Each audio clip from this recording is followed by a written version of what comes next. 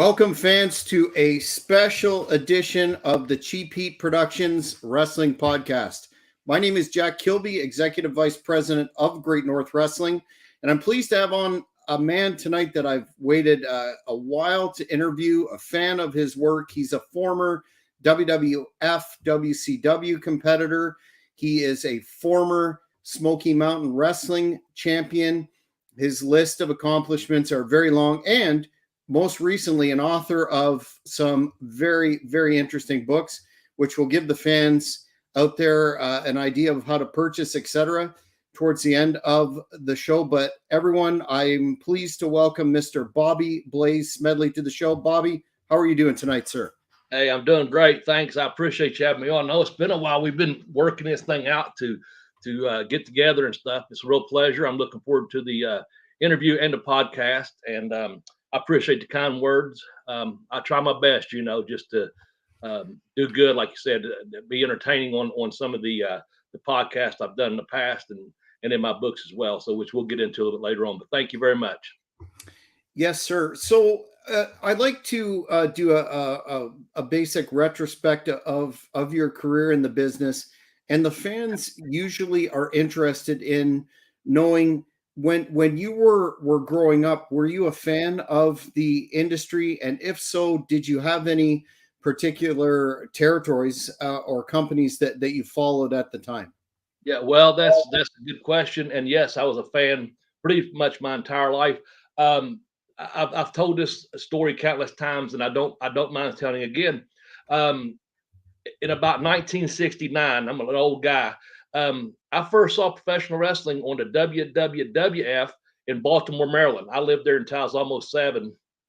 And so that's the product I watched with one of my aunts and one of my grandmothers on different sides of the family. Everyone lived there at one time. It was crazy. But eventually I moved to Kentucky, and about 4 years had elapsed. And I was outside on a Saturday morning, and my brother come running outside. He's a little bit younger than me. And he said, you got to come in and see us. You got to come in and see this. Well, I went to the house, and of course, we just had a little black and white TV, and it wasn't a big colored console I'd seen in Baltimore. But all I caught was a tail end of what was the Memphis wrestling. Okay, but it was coming back from the commercial break before it went off the air for that last little bit. See you, next week, fans, what have you.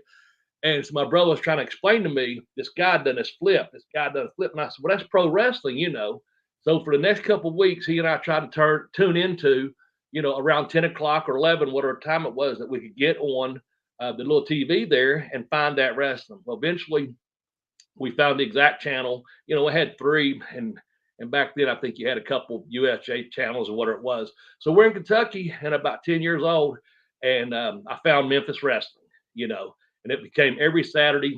Saturday was either 10 or 11 or noon. They usually came on around that time. I can't recall if it was a noon time, but either way, we watched Saturday religiously, So yeah, I was a fan way back when. And then ICW came to town. They started up out of Lexington, Kentucky, which is like an hour and a half away from where I'm at. They started running here. I think they ran every 4 to 6 weeks live shows. Memphis came in only one time they came in, watched them live and into this area, let's say that. And then when I was about 15, I was walking in front of a TV set, and there was, I was on the way to basketball practice, and there was Jimmy Valiant was in the Memphis territory, and he was calling out Jerry Lawler, calling him Kingfish, and bragging about his 19-inch biceps and this and that. And I was like, on my way, it was right over Christmas break, and I walked by, and my buddy and his dad were walking through the living room, and they're like, wow, right there, that's what I want to do when I grow up. And they looked at me like, I had 2 heads or whatever. And so ever since then, like I said, I was about 15, I I didn't miss matches after that. My brother and I would go and set up the whoever was in town. We went in. It was ITW. Most went up and set the ring, down, set it up, tore it down, whatever they needed. Then about that time, about a year later, we started getting Georgia Championship Wrestling on TBS. We were leaving on a Saturday evening, or going to leave, and my brother and I was watching TV, and something went off, and Georgia Championship Wrestling come on. and like, oh my gosh, look at this. It was guys we'd only seen in magazines and heard about, So long story short on that, my buddies were coming to pick me up. Um, they called me immediately, and there's no cell phones or anything. This was, lines like, "Hey man, you got the." Well, I go, well, I'm already on the channel because they're watching it too. They were both at one of their own houses there at their parents' house, and I said, "Well, let's watch this, and I'll see you guys in about an hour." So, we figured it's about an hour. So my brother and I watched it. We're pumped as can be. As soon as that hour went off, boom, another hour come on. My phone rang again and said, "Hey, whenever this goes off, we'll come out there and get you." I'm like, "I'm good, whatever." And so of course, by the time they picked up one of my other buddies, there was two of them, my other buddy, they got me. All four of us got in that car. My brother, he watched whatever was next, Andy Griffin for baseball or whatever, but I left because I was 16 years old, ready to go out and hang out. And those guys picked me up, and all night, I mean, all we talked about was the damn 2 hours of wrestling. I mean, one of them was a couple years older than me, school wise. And so, they had driven and been out to a couple places. And back then, in Huntington or in West Virginia, you'd get beer at 18. Well, if you was 15 or 16, looked anywhere like that, they just give you a beer. So we would go out to this place called a pub, and that evening it was just like, no, I don't care. I don't think any girls, if they did approach us, we just talked about wrestling. I, light drinker back then, just have a beer. You're like, whoa, but we all us four guys talked about was wrestling, And then we found out it started coming on. So every Saturday night, so we had Saturday afternoon with the Memphis. We had Saturday evening with the uh, Georgia Championship, and then we had late at night because they had got a really late deal. It was like 11:30 or 12 o'clock midnight. That ICW, they had a good chat. They had a good time, but they got switched. And I talked to Rip Rogers about that. It was some kind of they got wonky there on the time or switch station or whatever. So we got quite a bit of that. And then when I went off to college a few years later, USA Network was on that cable system. It was just coming up. So then I started getting, different. I don't know if it was USA. I may be wrong on that, but eventually I got to where I had been to Baltimore to visit relatives and stuff through the years. So I'd seen WWF or back in the day in the magazines, of course. My uncle, he lived there. He would mail us, my brothers and I. We would mail the programs back and forth if we saw a good card in Huntington, Ashland, Lexington, or wherever. Like some of my buddies, we started driving around towns I mentioned, like Charleston, West Virginia, Huntington, West Virginia, Lexington, Kentucky, and then in this area, this tri-state area. So I got to go to quite a bit of shows, and just was a huge fan, and I loved it that way, So yeah, from a long time ago, it's just a passion, of my choice of sport. I really enjoyed it, and my friends did as well. Most of them, we were crossover athletes from basketball, wrestling, football. As I got over, a couple weightlifters at the gym, that we had a little clique, that was in our city, even though we might have lived, across 2.5 miles, 3 miles apart. But we got together at that gym or at pool or at the basketball court. If it wasn't NBA playoffs or the World Series or whatever, it was always wrestling. So yeah. Yeah, sounds familiar. Can you talk about your training process and your initial breaking in and how that went down, Bobby? Yeah, sure. So I was a fan, and I was working in a school program, computer aided instruction. I was basically a teacher's instructor, a teacher assistant. I'm sorry, out of college. And I had about almost 3 years of college, but I dropped out because I knew everything when I was 21. Man, let me tell you, I was smart. Jack, I was smart. But anyway, wrestling wasn't panning out right away. So I took this teaching assistant position, and I really loved it a lot. Because I was going to be a teacher and a coach and go that route when I was in college. Well, anyway, I said I'm trying to live this dream, man. I want to, I was lifting weights, get in shape. Well, I had some magazines that had different numbers in them. I'd find them in the back of Pro Wrestling Illustrated or something. And anyway, long story short, I found a number for the Monster Factory, and I called them up, and they said, "Yeah, come on up." So I went up there. I drove up there, and Charlie Fortin put me in a ring, let me do a couple things, hit the ropes and this and that. And I was about, like I said, about 22 at the time, 22 and a half, and good shape, good, body and this and that. And then Larry Sharp come in. He had been doing some evening not a podcast, but a TV show like the PM things or something. And he's like, yeah, well, it's X amount of dollars, and blah blah blah. You move here, no guarantees. You might get a match or two, whatever. And I was still teaching school, and this was the middle of the school year. But I'd had a couple 3 days off there, one of those little long weekends they give you or something, whatever it was, and professional development day or something. Well, anyway, I was like, oh man, I don't know if I want to move there or not, but I got an idea, So I started writing more people, and this guy locally, he said, hey, I can train you, and I was like, okay, well, that sounds good. Well, he trained me just enough and he's a sweetheart of a guy, his name Rick Newsom, and I drove up to his house. It was like 2.5 hours away, and I'd go there once or twice a week. And he had this little platform like a ring, but it wasn't really a ring. And he was trying to show me a couple things, but he just smartened me up enough that, hey, we'll put you on a couple shows with these local promoters. Well, in the meantime, again, I was sending out feelers and flyers to different people. And I sent one to a gentleman named Marvin Joel in Minneapolis. And he wrote me back this really nice letter about the Malenko camp in Tampa, Florida. And he talked about the Malenkos being some of the best craftsmen in the business, and sent me some flyers from the show. Now, all I had was old 8x10 black and white bodybuilding pictures and things like that I was sending out. So long story short, I had my first match September 11th, 1988 in Hayside, Virginia. And it was just a street brawl with myself and Rick Newsom. And I don't know what to tell them. We're in there basically fighting, blah, blah, blah, boom. Like third match in the card, didn't put us on there because he knew these guys. He could wrestle, but I just didn't know enough at that point. And by December of that year, it was Jimmy Valiant, of all people. And I love Boogeyman of Death. He was the main event with Hector Guerrero as Lasertron against Buddy Landell. And I think it's supposed to be Dutch Mantel, but anyway, the other person didn't show up. And I was again third match with Rick Newsom. We did a hardcore. Before it hardcore, we just we tried to wrestle, but it was just a fight. And he was a local policeman up there, and he went on to a great law enforcement career. I might add that he's federal, DEA or something, retired now, but just say he was a good dude. And Buddy Landell told her promoter, said, hey, I had the blonde hair and I was tanned in the wintertime, and Buddy Landell said, hey, put that boy right there with me. And I was like, oh, fuck, this is Buddy Landell, and that's Lasertron and Jimmy Valiant. And so he said, just listen to me.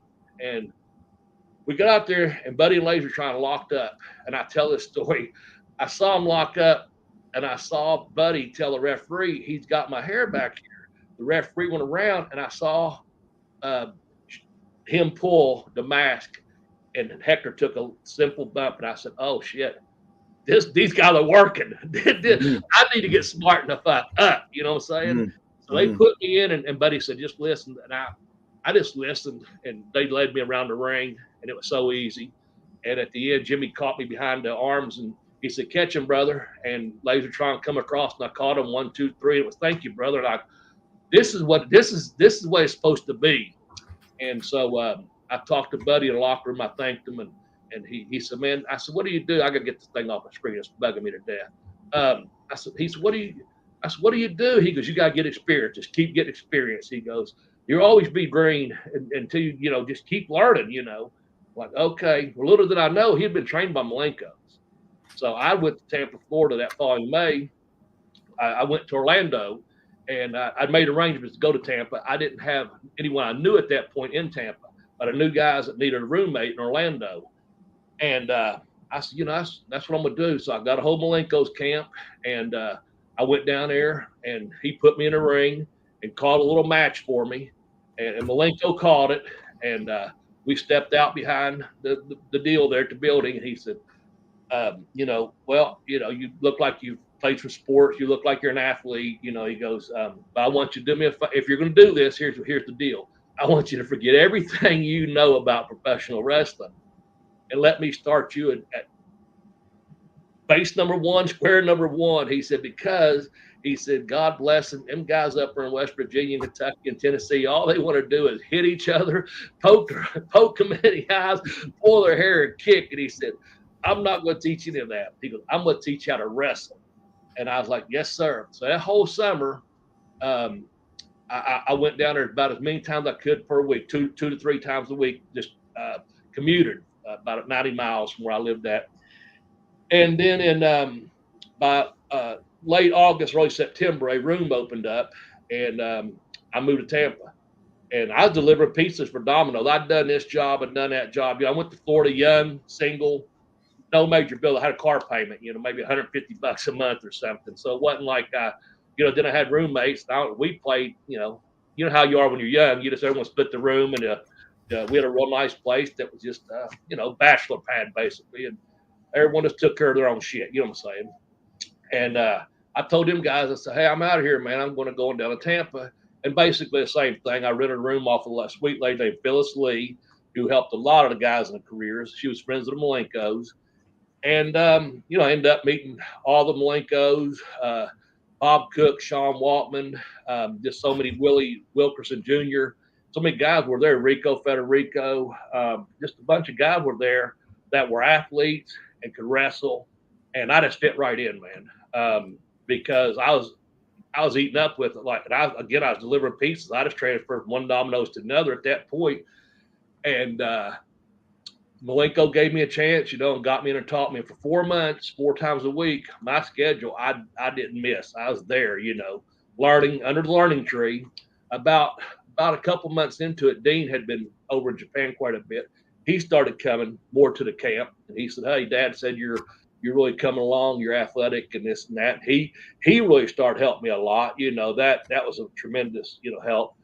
And then really there was another guy came to the camp, and he knew I was delivering pizzas, and he'd been wrestling some, and he owned his own business, and he said, hey, man, I just lost, it was carpet installation. And he said, I just lost my partner. He said, and there were some things going on at the room and this and that at the camp there. And he said, once you move in with me, he goes, room and board's taken care of. And he goes, I'll pay you X amount of dollars per week. He said, but the main thing is this, I want to really be here for training. So anytime there's a wrestling training, we won't miss it. And if they book you on these shows, I'll let you off work. No questions asked. I know you didn't move 1,500 miles from Kentucky to be here to be a carpet installer. You're going to be a wrestler, And that's what Rick told me too. He said, man, your aspirations are way more than what mine are for this business. If you're going to Florida and you're going to the Malenkos, he didn't know he might know who their name or whatever. He goes, because they, Malenko used to work for the old ICW back when I was a young boy, And anyway, that's Malenko just, took me, man, lock up everything I knew. I just tried to don't need to punch someone, poke me. I'd grab the rope, whatever, learn to wrestle. And I learned from the mat up. And like I said, had a good lot of little athletes there that had come and trained there with them. And it was a tremendous opportunity and a real blessing to get to go to be a part of that, And I had guys through the years that I got to meet. I was when I first got in Smoky Mountain, which we'll go into that in a minute. I saw Kevin Sullivan just come, and I'd met him in Florida, but just briefly. He'd come across that ring, and I just knew damn good and well he was just going to chop me because I seen him, And I love Kevin. I think he's one of the greatest minds in wrestling. And as soon as he locked up, he goes, I heard Larry Malenko trained you, boy. And I said, yes, sir. But his accent, And then Wahoo, I was on an independent show while I was in Smoky. And I just sent word. I said, they just want to fill in. And I was there, and I said, just tell them Malenko trained me. And as soon as we got in the ring, he was locked up to me in the corner. He goes, don't you ever tell someone Malenko trained you, don't think you're trying to stretch him. He just started wrestling me. He says, keep up. And I started wrestling him. I was like, and at the end, I knew to come back. I chop. So all these guys, I saw the respect, and heard the respect that his name carried. Because what I did, I started off a lot of conditioning. I went out on a hot August asphalt in Tampa, doing 10-on-1s, Hindu push-ups, Hindu squats, setups, neck bridges. just doing all that stuff. And he saw that I was hungry, And again, I've just really started thinking about this in the last little bit when as perspective looking back, hindsight being 2020, where I say, he knew I didn't move 1,500 miles also to be a lazy ass and not work at what I'd done, And they had a little TV down there called Suncoast Pro Wrestling, little public access TV. For an older guy like myself, you probably remember. I talked to someone the other day. Oh, I do remember, But now I guess you got all the streaming and this and that. Anyway, he asked me if I'm going to do TV, and of course, I still delivering pizzas at that point. And I was like, he goes, "Well, how much you make delivering pizzas?" I go, "It was a Tuesday night or something." I said, $50. And, on a bad night, And he goes, "Well," it's only going to pay about $20-$25. It's down in Sarasota. Maybe next month. I was like, "Oh, I want to go." He goes, "You got to pay your bills." He goes, "It don't make sense to drive to Sarasota for $20 or $25 when you can stay home and make 50." And I was like, "Oh, okay." He cares more about me than like, "Hey, I'm gonna go down here and put you on TV and pay you this kid and beat the hell out of whatever." So I scheduled the next one off, of course, for the TV, and I got to see some of that. And then once I started doing that, and again, it wasn't a lot of money, but I rode with Dean, and we pitched in. I started doing little TVs once a month while I was there, and just started learning that. All those things helped me. So when I finally got a break, it all paid off from that training, and again, him taking an interest in me, but also me putting into it. You get out of it sometimes what you put into it, and I was putting a lot into it. So you had a very strong foundation, old school training, as we call it. And in 91, you started to do some shots on WWF syndicated TV. Two-part question here. Shots, yeah. Yeah. Go ahead. How did that come about? And do you remember working Piper? Because I distinctly recall that match too. Yes. What had happened was I had went to Canada up to Mille Prix old Grand Prix territory, and I did like 17, 18 week tour, man. We got there from like June. No, yeah, June all the way through October when they start playing hockey up there. So I got to go to New Brunswick, Nova Scotia, and out on Prince Edward Island, and 7 nights a week, man. It was really good experience. And Goldie Roger was there, Bad Boy Eddie Watts was there, Rotten Ron Starr, and Leo Burke, man. I learned so much from Leo. The second year I went, stepping ahead, Cuban Assassin Angel was there. And man, did I ever learn so much from that guy, So I had all these great guys to work with. So when I got there, again, the wrestling reputation preceded me, which was good. But also now it's the time to learn to work. Well, hell, anyone can do a suplex, Bobby Blaze. Don't do that. You're 5 minutes into the match. This is what you do. And you started getting that psychology. Oh, okay. Ron would do a DDT. Well, you don't do it in the middle of match. You do it. That's a fit, So you learn these things, how to put together. So that what had happened, I came back from up there, and I was going to go back to Florida at the beginning of the year. That was my plan. So when I finished up that tour in October, I'd been up there, every friggin' night, in shape, working hard, and I was watching TV. I don't know if it was Saturday, Sunday, Monday, whatever it was. Anyway, it was probably USA Network, Tuesday Night Titans or Superstars on Saturday, whatever it fucking was. I don't know. And I saw a couple of my buddies on there, and I was like, "Well, damn, I just was wrestling with these. Well, how they?" So I called one of my buddies in Tampa. I knew it was a total delay, of course. And he said, "Man," he said, "just show up in a building if they come your area and tell them, ask for J.J. Dillon and tell them Larry trained you." I'm like, "Oh, okay." So I heard they was coming to Huntington Civic Center, which is in 20 minutes from my house, right across the border here in Kentucky. And I went up there, asked for JJ, and I spoke to him. Well, that was the first territory he had worked way back in the day, was out in the Moncton, that whole area. He knew when I said Leo Burke and the Beast Man, the brother, and I said, I got to work with the Cormier brothers, you know what I'm saying? Like, oh, and I told Malenko trained me, and he knew Malenko, of course, and he knew them guys up there. He goes, "Well, probably just come in and I can't tell you who you're going to work against." He said, "But I can for sure put you on the show." I'm like, okay. So what what happened in that Piper match, here's how it all started. That was my first night in, and I didn't know what to expect. I didn't expect to be some main event or what they're going to do. And I'm sitting on a table talking to my brother, just like you're just kicking it like this. We're in the back of these superstars, and Piper comes walking in, and we've been there for probably 2.5, 3 hours time. And I spoke to some guys I knew. There was Brady Boone was on the show, Pez Watley, some of those guys that was working, back then. I knew them guys from Tampa or from ICW. So I knew a couple of them, plus some of them knew I was working in Canada, asked about so-and-so and blah, blah, blah. All of a sudden, Piper comes by and he walks right by me and he's just dragging his bag. It honestly looked like he just kind of, man, I've been out here this road for a long time. And, but I'm Roddy Piper and I'm a dude, come and go as I please. That was just the whole, like, he's just walking through and like, fuck, that's Roddy Piper, And he stops, he turns around and looks at me and goes, hey, you. Oh, yeah. He goes, who you working tonight? And I go, and now he's up closer to me because he's walking probably 10 or 20 feet away. Hey, and I said, I don't know yet. It's not even on the board yet. He goes, I have an idea. You care to do something? And I thought, okay, sure. Now I have no idea. So we're in the back of the Civic Center and we go into a bathroom in the back of the back. And he goes, hey, we're talking. It's not like, he did. I'm like, that's Roddy Piper. I got an idea. I'm doing this program with Ric Flair. It's a chair with Flair, blah, blah, blah. And we're just walking. He goes, here, let's just step in here. So I go into the bathroom and he goes, I'll be right back. Well, what probably was 2 to 5 minutes seemed like an hour because I'm like, fuck it. I just got ribbed big time. Piper ribbed me.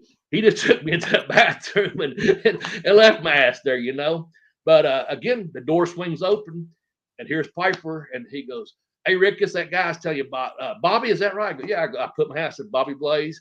I go, Bobby Smedley's what they're having me use tonight. And he goes, here's my idea. And he laid it out. He goes, now here's what I want you to do. He goes, you're the heel. Just call a match. And, the Bulldogs will finish. I said, yes, sir. And he goes, now when you're laying there, and I took chair shots in Canada from fucking Eddie and Goldie and everyone, hard chair shots, But he goes, now if it's there at the end, I'm going to go get a chair.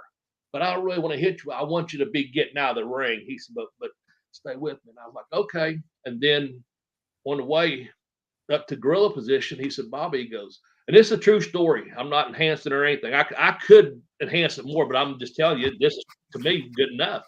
He says, hey, Bobby, I want you to do me a favor. I go, yeah. And I turn back around. I'm in gorilla because I'm going out first, to where I'm in the ring. There's no music because I'm there to do the job, whatever.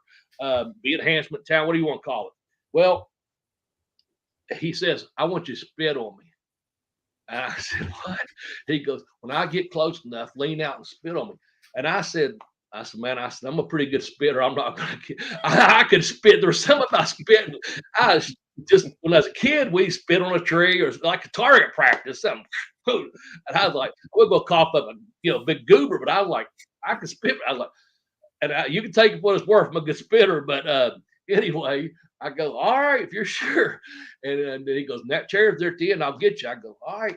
And so I come out and you've seen the match. I'm out there and right. He's within range, and I'm like, I let it go, man. And I fucking get him right in the eye. I spit in Roddy Piper's eye. And that's one of my stories in my book. Like, and when I did, he fucking comes unwound. He comes in there and we go at it, and he goes, what is it, kid? I said, turnbuckle, backdrop. And he goes, you got it. He goes, you ready? I go, yeah, Bulldog. And he goes, okay. And I was with that corner and fed out, boom, at 1, 2, 3. And then I saw him go out and grab the chair. And man, it was so perfect because his timing and just professionalism, he slid back in with it. I was supposed to be getting away. Right as I start going over the edge, man, it just brushed my back so easy, so professional. And I took my own little bump. I was like, fuck, it was great, So that's how that happened. He thanked me when I got in the back. And I went back to the table and they said, hey, we're going to be in these other places, which I ended up going to, let's see, Toledo, Ohio, Fort Wayne, Indiana, and some things like that before the first of the year. Well, then I was moving to Tampa. Like I said, I planned on going back there after the first year. And I said, hey, you got anything in January? And they said, yeah, but we're doing a Florida, and we don't pay that. These are areas that 5-hour radius, which I didn't know about at the time, at 300 miles. Whatever.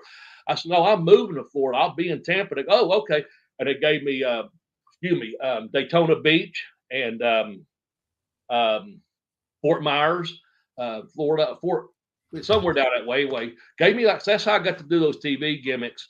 And I was doing Independence, down there. I did the Sportatorium on Tuesday nights. Pat Tanaka got me in down there. Him and my buddy and Jumbo Beretta was there, and I knew a lot of guys. Like I said, I met Kevin Sullivan there. Again, some of these guys just briefly, but fact is, you get bookings, and I kid you not, there was a couple of guys that were still doing, guys that eventually went to WCW and does some enhancement talent. They were still doing it. Bob Cook and a few other guys were doing it for WWE back after whatever it was. And they were going to do something up in the Panhandle, like 2, maybe 3 days up in the Panhandle of Florida. And I called the office. They said, yeah, we'll put you on. Well, this was for February. And I said, okay, yeah, that's great. But I didn't have a lot of money in the meantime, So I'm like, and The Rock talks about $8. I had like maybe $7. And I was staying with my brother at this time. He was a minister. He still is. Great guy. He's a chaplain for hospice. And I really, Jim Smedley, he's one of them glowing angels, man. I mean, but he already had it work. That was gonna be his first job, and they had a room and board for him and all that. So I was just gonna wrestle. So I wasn't out a whole lot. Plus, I lived there before I went to Canada, So anyway, I went down, believe it or not, to the Home Shopping Network and took a test. And I'm waiting until like 3 weeks away for that bigger payoff for WWE. I'm getting 2 shots out, up in Fort Walton or whatever the beach, Walton Beach, somewhere up in that Panhandle, Panama City, maybe, I don't know. But anyway, it's a rainy damn Tuesday morning, and I know I'm gonna be training that evening, and I'm laying there, and the phone rings, and it's I think it's Home Shopping Network. They told me I passed the test. You just listen to the speaker and type in your information. Hey, I'm Jack. I'm ordering this or that. Well, I'm smart enough to figure that out. I used to be able to type and all that. Well, it wasn't. It was Ron Starr, and he said, "Bobby," he said, "What are you doing?" I said, "Nothing." I said, "Just wrestling in Florida. So I'm training." He goes, "Well, what are you doing tomorrow?" And I'm like, I don't know. I just took a job for the Home Shopping Network where I was supposed to be doing some TV for New York next couple of days, next week or two. He goes, I got us booked in South Africa. I said, what? And he said, yeah, I got us booked in South Africa for the month of February. And he said, $1,000 a week. He goes, can you be at the Tampa airport tomorrow at noon? There'll be tickets waiting on you. I was like, are you kidding me? And he gave me all the information. It was on the up and up. I said, man, you're fucking with me. You're down in Tampa, aren't you? I said, you at the office down here? What'd you do? Come down? He goes, no, Bobby, I'm in a gym in Atlanta. He goes, I'm telling you. He goes, it was the Rip Morgan and Jack Victory. They couldn't do it. They got called to do something else, and they said, we need 2 guys to come over here and wrestle for, it was All-Star Championship Wrestling. It was in South Africa, Cape Town, Johannesburg, Durban, Peter Mitzvah, all South Africa for like 28 days. I'm like, oh shit, okay. Well, I called New York, I called off the number I had, and I said, hey, I told him my name. I said, I was supposed to be, whatever the date was. I didn't want to burn a bridge, and I said, I'm going to be, I took another booking out of the country, and it pays a little bit better. And I'm going to, they basically, the lady that answered the phone was like, I don't know who the fuck you are anyway, but thanks for calling kind of thing. I'm saying? It was a courtesy thing, but she was professional. I'm just saying she probably didn't know who the fuck. Okay, we'll mark you off the list. You don't want to fucking work. Fuck you. You know what I'm saying? They got enough guys trying to get in, me being one of them, So that's how all that happened. And so I didn't go to any more TVs after that because I ended up going to South Africa. We stayed the whole 20. We didn't stay the whole 28 days. We stayed 21 days. And that's a whole story within itself. And I wrote about that in my first book, Pay Pay Me, because I do all the countries I've been to. Man, we got over there and it was a cluster fuck and a half, but we got to wrestle, man, and got paid. We just got out, Ron Starr and myself, we just got out of country with the help of the U.S. Embassy. And it was crazy, man. And one of the quote white promoters over there, because I had some sketchy character, let's just say that. And Two promoters were paying us, and one of us was just kind of like, "Nah, I'll get you tomorrow. I'll get you tomorrow." Like, but it all worked out. And, it was a good experience to get to wrestle in South Africa. And anyway, that's that. I ramble on sometimes, but that's how I did the New York TV or WWF, as back in the day. All because Piper walked by and saw me, and that's how I got through the Piper match. And I loved it. And I eventually, when I went up to EA Sports in Vancouver, I was in that video game for Mayhem, and it was the first game that first wrestling game that EA Sports at the time had done. They hadn't done wrestling yet, and I got to do it with me, Bobby Eaton, Lash LaRue, and Buddy Lee Parker. Brad was supposed to go, Brad Armstrong, but he just got put back on the road, so he sent me, and we stayed at the Pacific Palladies out there in Vancouver. It was great. Everyone at EA Sports treated us so great, but this hotel townhouses where they put us at, a lot of celebrities. The lady that was EA Sports, she said there were like 27 movies and TV shows going on in and out there at that time, and I got to meet Leslie Nielsen. He was funny as fuck. Sarah Jessica Parker was having a production meeting like right there. We were like, holy shit, but we were sitting there one day, and here comes fucking Piper. And he knew Bobby Eaton, more than any of them there, and more than any of us three other ones. And he probably didn't remember me other than you probably some guy done a job for me or something, But very courteous at breakfast. And like I said, he talked to all of us, but him and Bobby was just a couple little things. He goes, I think it was up for a shoot, and I think he said it was doing an episode of Viper, that car show back in the day. And he goes, hey, so y'all be back here this evening? And like, yeah, we get back about 5:30 or 6 every night, And he goes, when I get off the set, he goes, let's go to the bar. I'll take care of you guys. Like, okay, that's great, Well, we get picked up by limo every morning at 8:30, be on a job by 9 doing the motion capture stuff. And at 5 o'clock, the limo would take us back. We was back there about like 5:30. Like I said, we'd stop sometimes at the package store, and limo driver let us get out and get our shit, and we'd meet back at the bar. So we all did our deal, got back together, met like at 7. Call your people back home, whatever. We'd meet at the bar about 7:30, and we got there at night, and we went to. And by this time, the bartender knew us, the waitresses knew us. We're staying here. We've been there probably 2.5, 3 weeks at this point. Well, the guy come up to us from the bar. He said, "Hey, just want to let y'all know the first round, Mr. Piper took care of it. He won't be back in time, but he said put on his tab." We're like, what the fuck? That's pretty cool, because he remembered the boys is what I was getting at. He just remembered the boys, and made a call and basically said if these guys come back in tonight, hook them up, and we all got a couple beers, whatever it was, our normal stuff. We didn't go over the top, but the fact was the first couple they said, hey, your tab's up, okay, we had a comp, we had to pay for our own liquor, but we had a meal tab every day, you know what I'm saying? I say, yeah, good thing to work. We had a breakfast and evening per diem because they supplied lunch while we was on the job. But I thought that's pretty cool, man. The guy never forgot the boys, so and whether he remembered, if we'd have come back that night, I don't know if I'd have said, hey, you know what, I got to work with you in Huntington, this and that. I didn't, hey, who knows? But the fact was, he took care of us for that beer, for a couple of beers there, and didn't have to, but I guess he didn't get back till later or whatever he was doing. Hell, he might have flew back to LA by that time, or wherever he was at. But yeah, I just ramble, so just ask me some more or whatever. But I stayed there in New York. Like I said, I did them, 6, 7 matches, something like that. I got to work with real quick. I got to work with Kerry Von Erich. I mean, that's who I wanted to ask you about with respect to the Big Iron Claw movie coming out in December. Was that match notable in your mind at all, or? Yeah, I tell you, because I tell you what, just being in the ring, you just knew what a damn good athlete Kerry was. People, this is after the accident, of course, and man, he could. I wrestled several people, but again, Kerry looked great, carried himself well. We was in the back, and I went up to him and I introduced myself, and of course, I just fuck, it's Kerry Von Erich, and he's got this incredible body.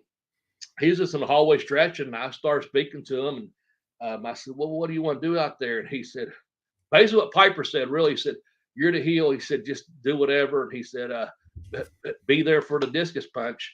And I'm like, okay. I go, anything special? He goes, no, just, just wrestle and do this and don't worry about it. I'm like, okay. Well, so, and he didn't act, people would say this and that. He didn't act better than me. He didn't act all fucked up. He was just being himself the best I could tell, honestly.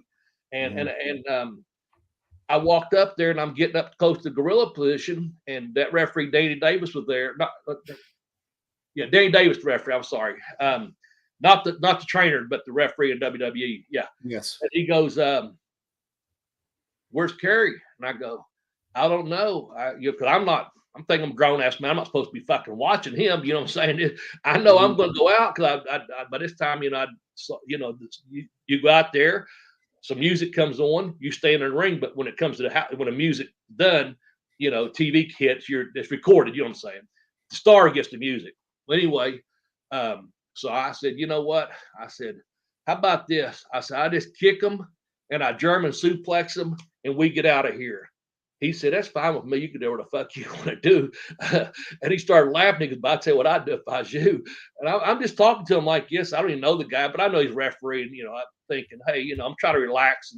And you're nervous anyway, but I'm trying to relax the atmosphere. And he goes, I know what I would do if I was you. He goes, I'd fucking get Kerry out of here. And I go, what? He goes, go find him. I'm like, well, fuck me. You know what I'm saying? I said, I'm just ribbing around, like waiting in line to go out. I'm fucking here, Jack, And so, I just stepped back to where he was at, and he was on his way coming that way. And I said, hey, man, I'm up here, a couple people back. He goes, I got you, man. And that was it.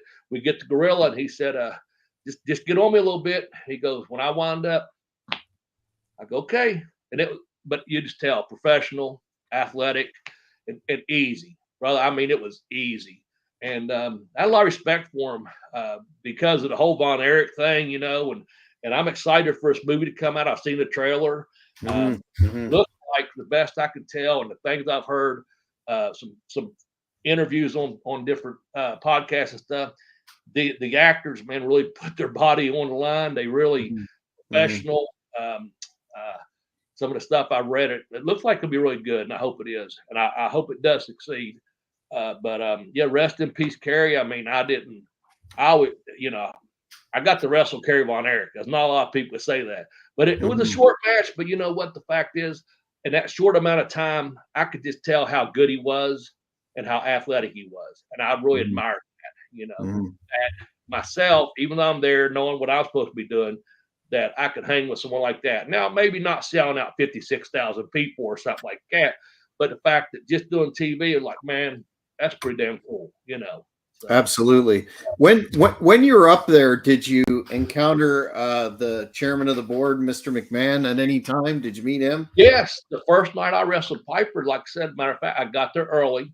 And at the Civic Center, the way they would do it, they had it blocked off and this and that. So you're in the back. And I was going around a corner, and here he came, just him and I in a hallway that was marked off kind of thing. And I stopped. He had a nice suit on, this and that, and I was dressed up, but not dressed like that. I was told to dress nicer, but I'd have Zubaz on. But I had, I didn't have his suit on either. You know what I'm saying? I just had a nice shirt and stuff. And I said, hey, Bobby Blaze Smedley, how are you, sir?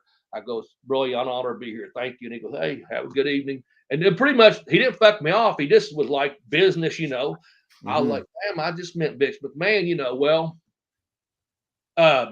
I went back. Let's see, again, that was what, 91, I guess it was. After Smoky Mountain shut down, Cornette went up there, and some of the guys I knew went up there and was working and stuff.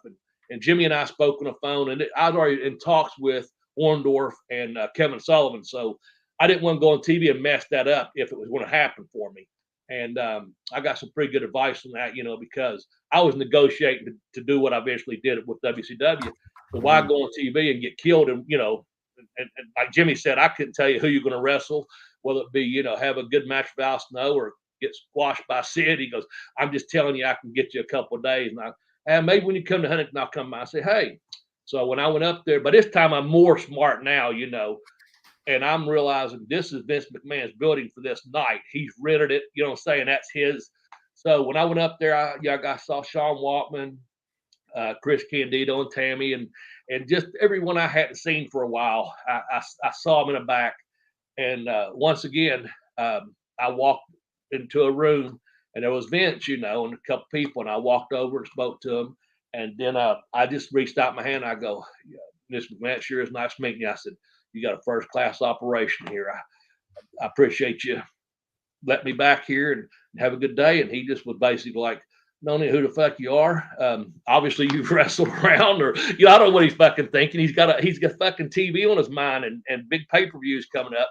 But he was very courteous and very professional. But I knew, hey, this is his building for the night. I'm going to at least show him the respect and say thank you. So those were the 2 times I got to interact with them. They were both very positive, very brief and very positive. But it was no, hey, man, you know what? I got an idea for you, or call my office, or let me have my people call you.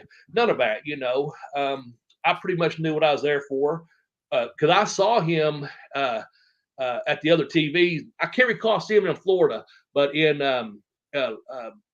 up here in Fort Wayne, in that loop up there, Toledo, I saw him there. But again, it wasn't a speaking situation. You know what I'm saying? So I did speak to him at the Huntington Coliseum or Civic Center back then.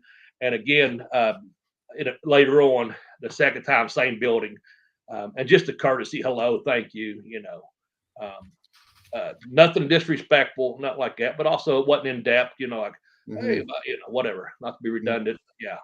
I haven't heard anybody say anything differently about meeting Vince backstage. Extremely polite and yes, respectful. So yes, completely. And the first time it was just him and I mean, it's like, there's probably no one behind me for 20 feet, no one behind him for 20 feet. And we're in this big hallway, and we're just coming to each other. So, what are you going to do, nod or what? I mean, you're going to pretty much say, hey, I know who the fuck he is. He knows I must be someone if I'm still back there at this point of the show, And so, yeah, he was, I have to say, every time I saw him, even though I might not have spoke to him another couple of times because it wasn't that situation, he was very professional, seemed very genuine. And honestly, for that kind of a day, now I don't know what went on with promos, because I didn't do one there. I don't know what went on in production this way, that way.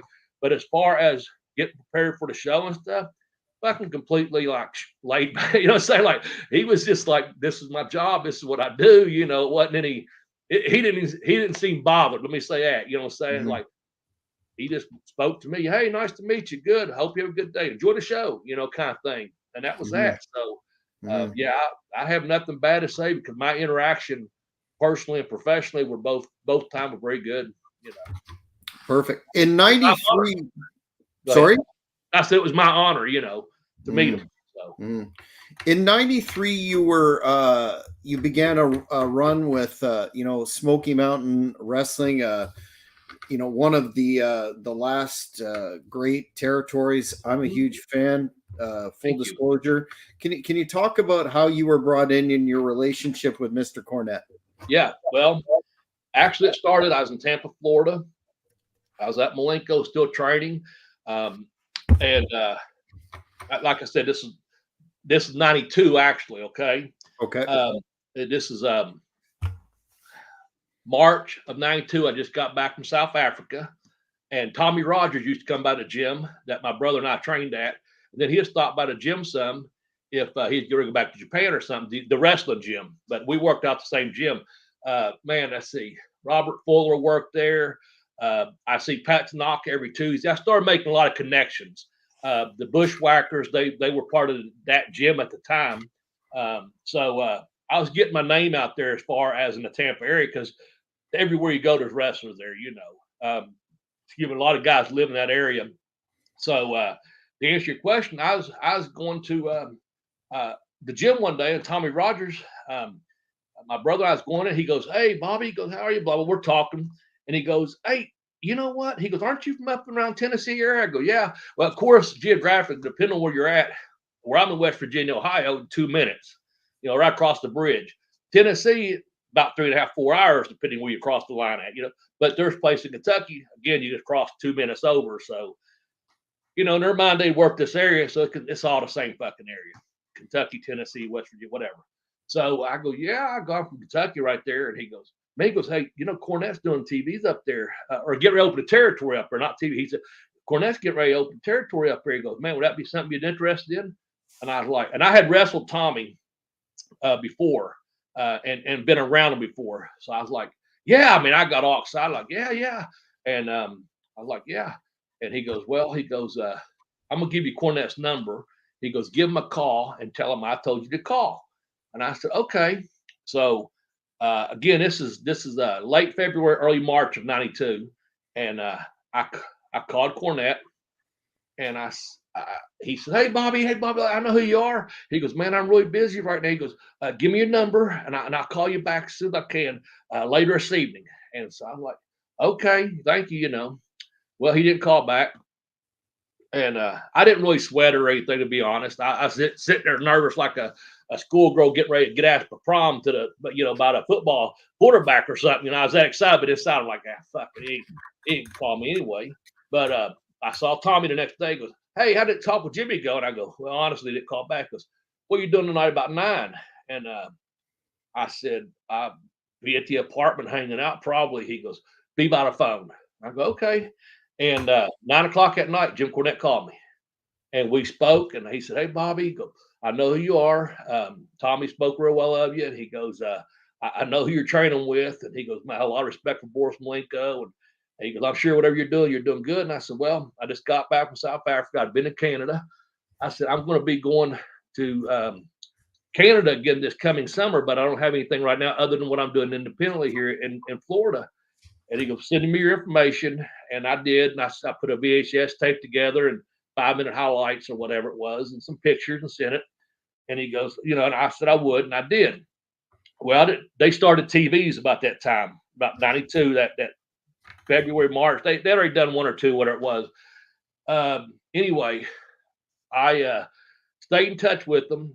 I called them probably April and May, and then in June. And in June, he goes, hey, we're going to be in Paintsville, Kentucky. Are you near there? And I go, yeah, I'm like an hour away. And so I was in between. I moved back to Kentucky. I had like 6 weeks before I was between Kentucky or Florida and going back to Canada. So I just lined up my old job here at the YMCA, like doing a school program, just having fun for a summer program for the kids for 6 weeks. I thought, okay, I'll just do that, hang out, see some of my buddies, and train, and then I'll be right back on the road making money again up there in Canada. So I'd made about $400 a week down in Florida just wrestling and training people and really getting a flow of just this. I can do this now, And anyway, I remember the date, whatever it was June something. And I drive, I get up, so well, fuck, that's just a little bit down the road there. I put me back some more pictures and stuff, updated, and I go into to Paintsville, and I'm waiting in a high school gym. And just so happened, I didn't know him personally at the time. I knew who was over the fundraiser that was for the firemen and stuff, and I have family up that area. So I spoke to him, and he goes, yeah. He goes, man, he's a big wrestling fan of this. And I hope you do good. 10 minutes later, here comes Cornette, and he comes in the building, and it's hotter than hell. And he goes, everywhere I go, it's heat everywhere. And he just comes in bitching right out of the car, And I'm just sitting on a bench, and I'm not even giving the guy time to shit, to be honest with you. I'm saying, like, soon as I jump out, I go, hey, Jim Cornette, Bobby Blaze, nice to meet you in person. He goes, he just started, oh, Bobby, we've been talking forever. Hey, let me put my stuff down, take a shit, and just meet me in the middle. He was just right off the bat, was like, boom, with a shook. But see, I had met Cornette before through Bobby Eaton, but however briefly, he didn't know me other than the phone calls. But Bobby Eaton was one of the ones I knew in the business when I first got in because he's such a nice guy. And I'd see him in Huntington when they'd wrestle. I'd see him in Charleston, and he'd always meet me right there at the curtain, shake my hand. He'd go, Bobby didn't speak a lot, but he'd go, hey, boy, how you doing? How you doing? And I go, good. He goes, you doing this? You wrestling? I tell him what I was doing. He goes, and one time he asked Corey, Jimmy, come here. And he put me on. He goes, "This is Bobby, another Bobby." And I spoke to Jim Cornette like, "Hey, how you doing?" I marked out, of course, because I had like I said, I don't think I'd been in Malenko's at that point. But it's just funny, like, to know what happens in the future, with Bobby and myself and Jimmy. Way with that night, so I'm in Paintsville, and Jimmy does his shit, whatever he has to do, legitimately does his business, and comes back out. And we sit down, and he goes, "Yeah," he goes, I told you to call me. You didn't stop calling me. I go, "No." He goes, "I told you I'd have something for you, maybe." He goes, "I'm telling you, so we're getting this TV going." And he said, "What are you doing? What are you doing this evening?" I said, "I drove up to meet you." And he goes, What else you got planned?" I said, "Well, I'm getting ready to go back to Canada in a couple of weeks. I think my starting at like July 5th or something. I get this middle of June, and I'm going to be up there for like the next 18 weeks this year." And he goes, "Why don't you?" And I was going to do this anyway. He goes, "Why don't you stick around, watch the show, and see where you might fit in at?" I go, "Fuck, yes, of course, And he goes, "I go back to this side, the hillside, face side." I went back, and by the time I went to the side I knew to go to, because I'd been in that building before, and I'd played ball there and stuff. Excuse me there. And I saw Robert Gibson, and I'd met him before. I saw Brian Lee, who I'd met in Tampa, but briefly. They gave him that push on WCW there for just that short time he was there. And then Scott Armstrong was Dixie Dynamite. And and when I spoke to them, and Brian was like, "Hey, you coming in?" I go, "I don't know yet." I go, we'll see. I go, "I'm just talking to Jimmy, see what's going on." And Mark Curtis, Brian Hildebrandt, he come over, put me over huge, like, "Man, you're down there going through Malenko's training and this and that." And he's just marking out about people we know and common. And I loved it, And so I watched the show. It was a really good show. I like, holy shit, these guys can go, and let's see what happens. So I went to Canada.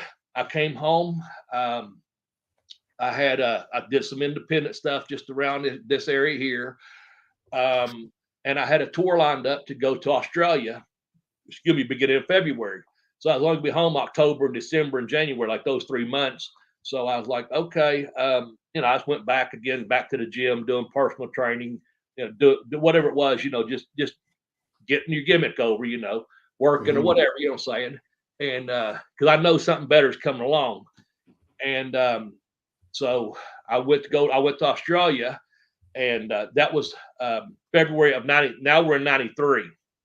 So I come back in the middle of March of 93 from over in Australia. And Bobby Fulton calls me. And I'd only been home a couple of days, and he's like, "Hey, I got your number from Jim Cornette. I'm gonna run a show up here in this town in Ohio, blah blah." He's like, "I've heard a lot of good things about you from Tommy and Dean." And I was like, "Oh, so Dean put me over, that little bastard." I always fuck around with Dean because I love him so much. He goes, "Oh, you know Dean that well?" And I go, "Well," Dean and I have this crazy relationship. I said, "I love him to death, but he helped me so much. We joke, And that's just the way I talk anyway, just messing around. Cause I knew Tommy too. Like I said, he wanted to put me in touch. He goes, "Why they both really put you over, man?" I go, "Well, I'll be there, So I went up and I did a show for Bobby Fulton, and he paid me, and he said, "I'll be in touch with you." And I got a job, and I tell people this to this day when I'm training, whatever. Something about these bathrooms, I'm telling you. I was in the locker room at this high school gym somewhere up in Ohio, and Bobby Fulton comes in. I stood up and I shook his hand. I'm jet lagged a little bit. He goes, come with me. And he's all Bobby, just Bobby. And he goes, "Lock up with me." I locked up with him like that. And like I said, I've been over in Australia for like 22, 23 days, whatever it was, and wrestling every damn night. And he goes, "Oh, that's good." He goes, "I'll see you the first, third main event. I'll see you out there." And like, what the hell? But he'd do a show with that small crew, and he'd work the first show, set up the captain's match. He'd come back up third match with a ninja. He had actually the turtle, that one, a Ninja Turtle. He was at. He did that, and then he'd come back out in the main event, set up that captain's match and the tag team match. I didn't learn about that till later on. He got that from Dallas doing those small crews. Rip Rogers smarted me up. He goes, "Bobby, you know where he got that? He's thrown out there in Dallas. That's why we're these small ass shows, crew wise." And I was like, "Yeah, Rip, I love Rip to death." And anyways, back to the story. I got a job locked up just in the lock, And so Bobby called me next night. He like thanked me and this and that. And he said, "I'm getting ready. This guy," he goes, "I run a lot of shows. This guy's getting ready to quit, his job changing or something. And I was like, okay. I go, well, I'll be honest with you. I go, I can't come. I went like 4.5, 5 hours. And I said, I can't come that far for what you pay. I mean, it wasn't bad. It was just like, maybe $50. But I'm like, I could make that just staying here at the gym. You know what I'm saying? Don't have to travel, whatever. And he goes, oh no. He goes, this.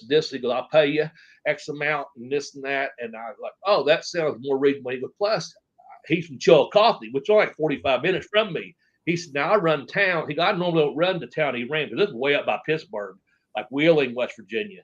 Wise, a little bit far from me. But he goes, oh, most of my shows are right probably within 2 hours of your home, because he kind of knew his tri-state. Oh, okay, that even works even better then, And it did. And Bobby's been a man of his word ever since then.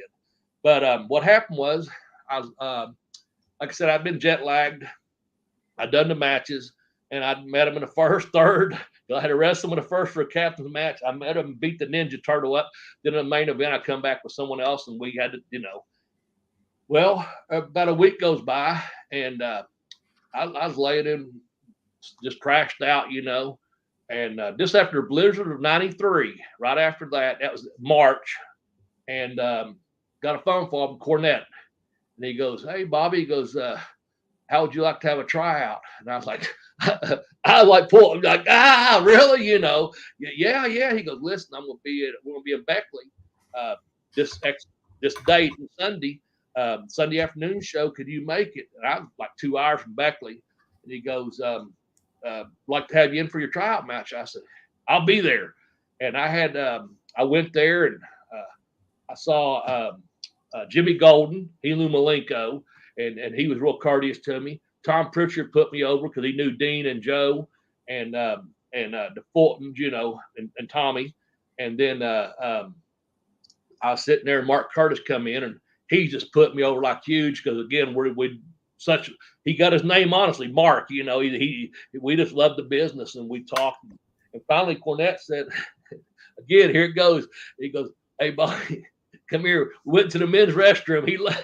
That's where the meetings take place, man. Yeah. And I go in there, and there's fucking Brian Lee, and he goes, "Hey, Bobby, this is Brian Lee." I go, "Hey, Brian," which I knew him, but I met him, but didn't know him. And Jimmy goes, he's our first champion. He's our TV champion. He goes, "You have a problem putting him over?"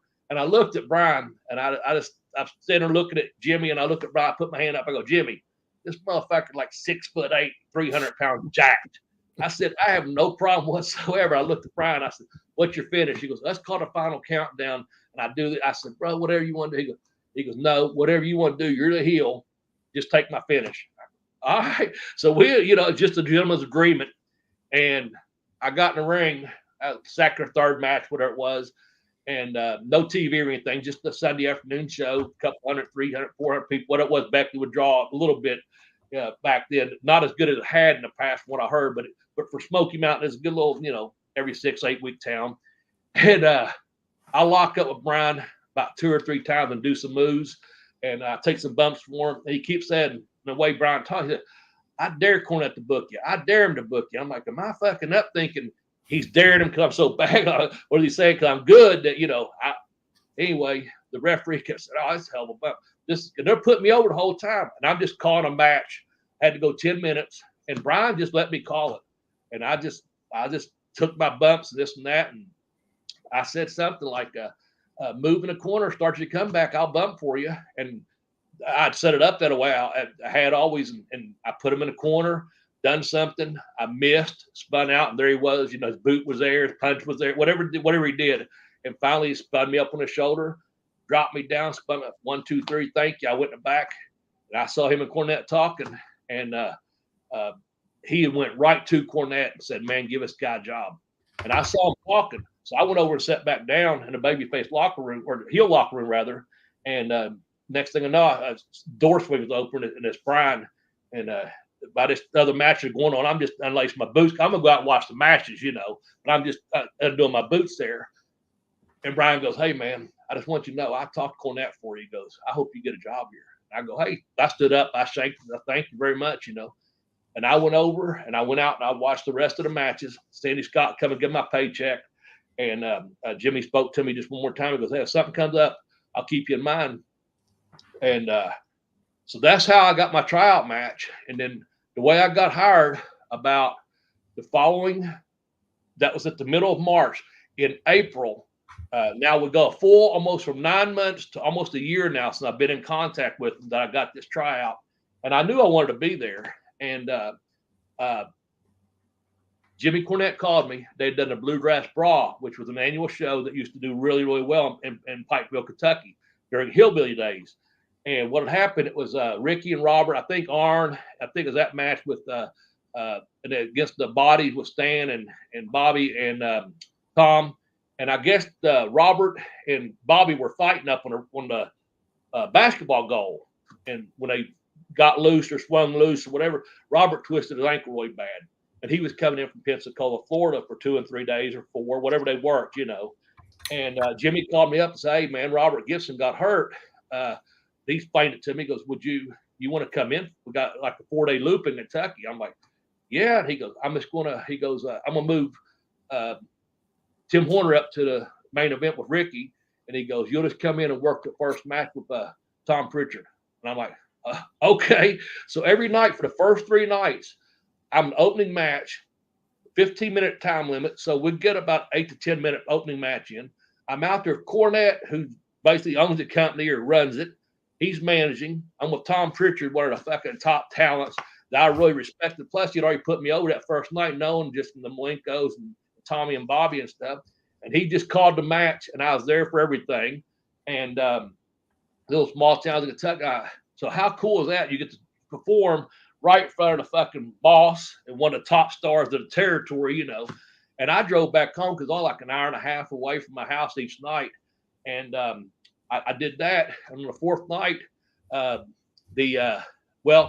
first of all, 3rd night was Kevin Sullivan. I was telling you about him earlier. They had a battle royal that 3rd night on the loop. And I'd seen them wrestling Brian Lee at this point every night, you know, beating the hell out of Brian. And that's what that battle royal, I saw him. I was like, he's going to come right at me and kill me for whatever reason. I had it in my mind because I've seen him wrestle in Florida. And I saw him up there, you know, and he come right towards me in that 3rd night at Battle Royal. And he goes, I hear Larry Malenko trained you. And he started back me at the corner, light as can be. And I said, yes, sir. I'm waiting for him to just chop me, beat me up. He goes, put your hand on top of my head. I'm like, what? And I'm locked up with him, and I'm holding him in the corner. He goes, put your hand on top of my head. I'm like, well, fuck. So I just put my hand, you know, from lockup, I put it on top of his head. He ran about to the middle of the ring, jumped over the top rope and threw himself out. And I'm like, and he turned around and he goes, well, you Bobby Blade, you know, he's doing his Boston. Putting you over. But he's doing that. You threw me out. I'm going to get you. And I thought, oh my God, that's getting over. Kevin, I mean, he was so professional. And like I said, I have a lot of respect for Kevin. He's been in my home. With a seminar up there.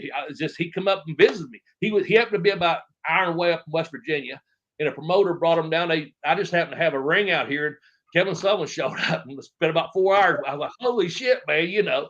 But this was years later, of course. But anyway, the 4th night, we're in that town, Paintsville again.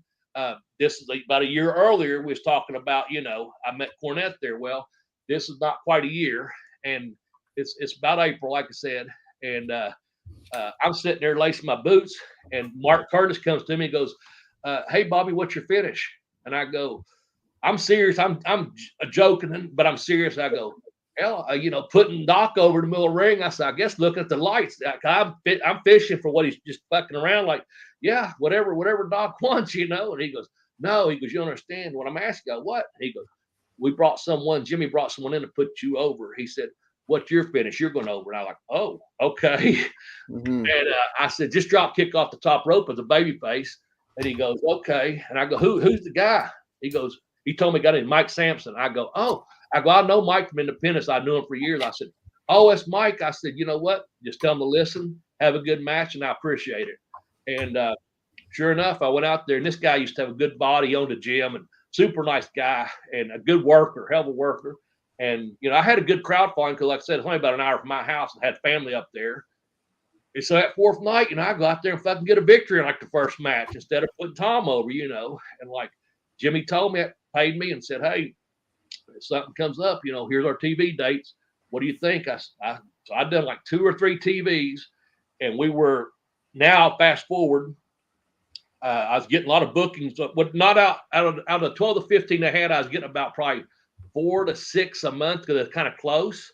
And so I did that in May, June, and then we were like somewhere in July. I just remember being hotter than hell, being up West Virginia, and Jimmy and I'd done a couple of TVs, and Jimmy said I had black and red were the Malenko colors on, a black trunk with red lettering and black boot with red lettering. He goes, "You got something more flashy?"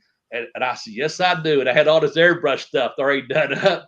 And he goes, "Wear that from now on. I got something in mind for you." I said, "Yes, sir." And so that's when I really started, he just kept me there, man. Gave me my first break in the U.S. Hell, I'd wrestled in Canada, South Africa, Australia. So I'd been around a few places and all over Florida, all over this tri-state area, and when the opportunity was given to me, I was there to take it. And Jimmy I'm a Cornette guy. I love Jimmy. When I said Kevin Sullivan has one of the greatest brains in this wrestling business, to me, I think it's Kevin Sullivan and Jim Cornette. Them guys are geniuses, and I respect them both. I've worked with them both. I've thrown out another name to you, and that's Bobby Fulton. And I'm working his shows when I'm not down south working for Jimmy's shows. He'd put me under a hood, and I'd be Golden Boy Adonis or the Great Bolo the Third or something, just for his gimmick shows, or a gimmick on his show rather. And so I was getting a lot of experience real quick.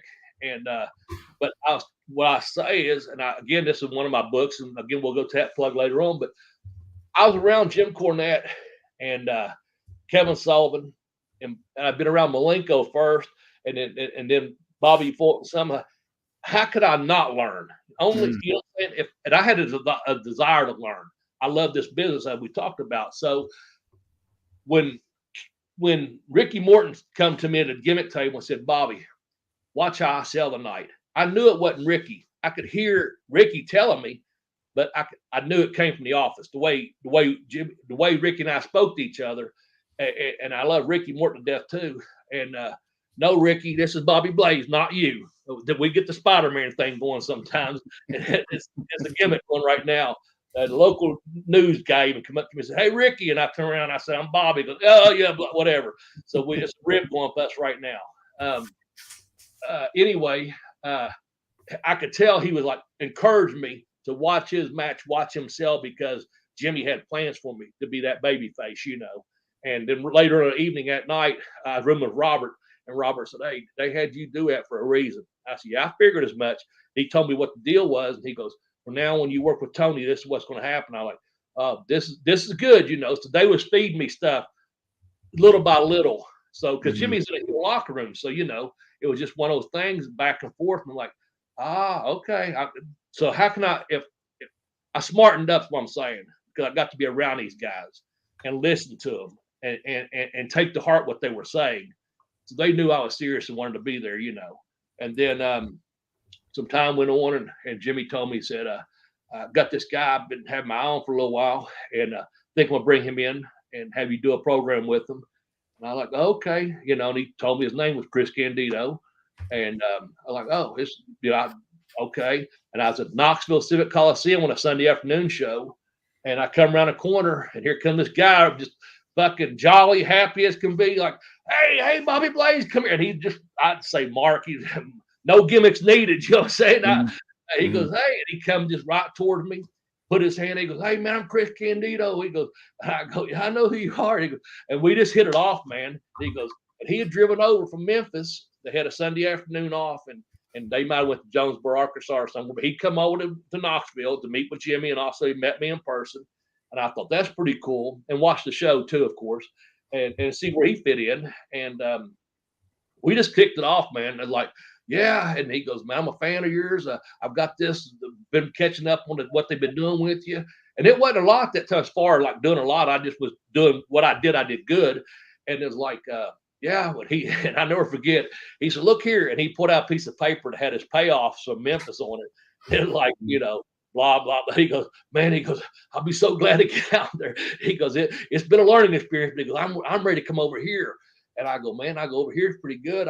And I wasn't getting rich or, but I did pretty good because Jimmy paid me really good for what I at that time, but also the gimmicks and a baby face, getting over the gimmick sales, man. You could sell the pictures, the t-shirts, what I had wristbands, hats, whatever it was, whatever the gimmick, sign the autograph, whatever. Like you could always I could at least usually make my hotel, my gas money. So when I got my check on usually a Monday afternoon, I never had to cut into my check to travel or perform, which was good. Again, I wasn't getting rich, but it kept me alive and kept my dream alive. And I was doing something I loved to do. And it was a great business. And Smoky Mountain locker room, for the most part, 98% of the time, the morale was so good. We had a good mixture of young, up and comers willing to learn and listen and work hard. Till we had the veterans that were, there was some resistance a little bit at for the heel couple, like, got to put this guy on that. But it was just them being like, hey, but they eased up. You know what I'm saying? Like no one likes to just put over the new guy, but there's a reason for it. And once they saw Cornette's vision, that was a thing. We bought into what Jimmy sold. You know what I'm saying? He had stuff. And he's like, what about this? Then I wasn't, maybe after 3 TV, go, Bobby, from now on, get here at this time for the production meeting. He'd hand me a sheet, and I'd learned that. I'm sitting there watching. I'm like, shit. I want first, second, third, fourth segment. Which one's mine? Oh, I'm on the first 3 segments today. That's good. And I started listening how he spoke to the people.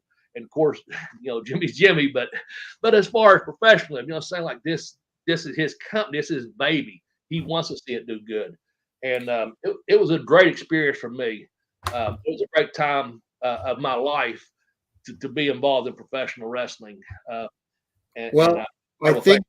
I think this is a good point we're going to have to do a part 2 to get into we'll start with one of the questions I want to get into detail with you next time is on your program with Candido and your whole run in Smoky Mountain, along with your WCW tenure. Where if you're able, we definitely have to do that. And the fans, stay tuned to Cheap Heat Productions to find the schedule out for that. But before we cut this one off, Bobby, where can the fans find you? And let's talk about where they can get a hold of your excellent books and other merch. Well, first of all, thanks for saying they're excellent. I appreciate that. I'm on Twitter and Instagram. I'm not on Facebook. So if anyone's out there saying I've not been on that for years, I'm at Bobby Blaze 744. That's my football and basketball number. So it's just Bobby Blaze 744. I've got a good interaction going on Twitter. I really like that, but my Instagram, I really started building it back up here more recently.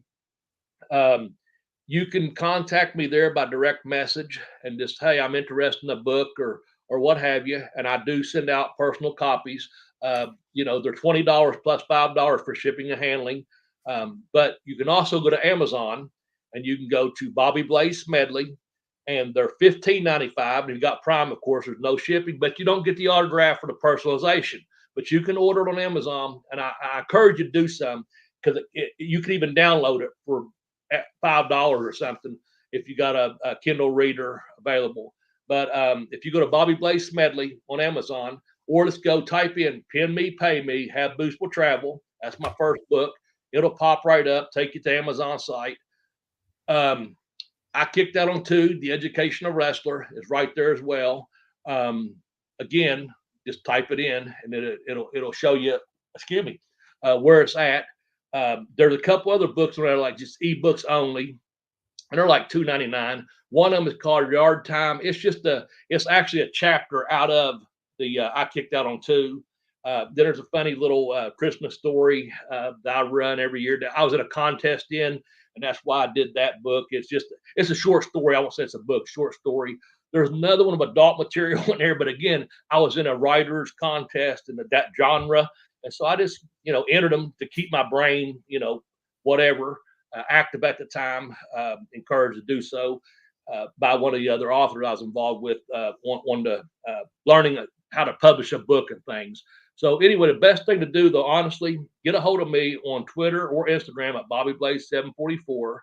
Um, I love doing podcasts. I appreciate you putting me on. Get a hold of me, and if you don't do anything else, this is why please do this. Order the book from Amazon, and then if you see me in person somewhere, I'll sign it. No fee to sign it or anything. If you already bought a copy, I'll sign it. If you buy it through me, again, I just personalize it through from the local mail facility. But also, I've got T-shirts that are available. If you go to Collar and Elbow, Collar X Elbow brand, if you use the code name Blaze, you get 10% off. This shirt here, Sean, I have to put him over. I got this gimmick. It's no longer available with 10-minute time limit. This is Bobby the Kingslayer Blaze T-shirt.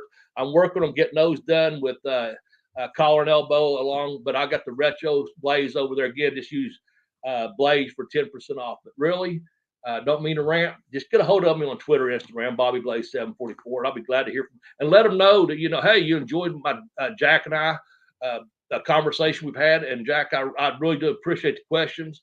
I look forward to doing a second part. You just let me know when, schedule wise, we'll work it out, man. Yeah, I've been me wanting too. to do it for a while. Me too. Like I said, off air, I got a ton to ask you, and we'll definitely hook that up. And fans, make sure you check out Bobby's merch. Make sure you check out his books. They're excellent reads. And we will put our heads together and get another interview scheduled. But until then, that's it for this edition of the Cheap Heat Productions Wrestling Podcast. Thanks to Bobby Blaze once again, and we will talk to you soon. Take care, everybody.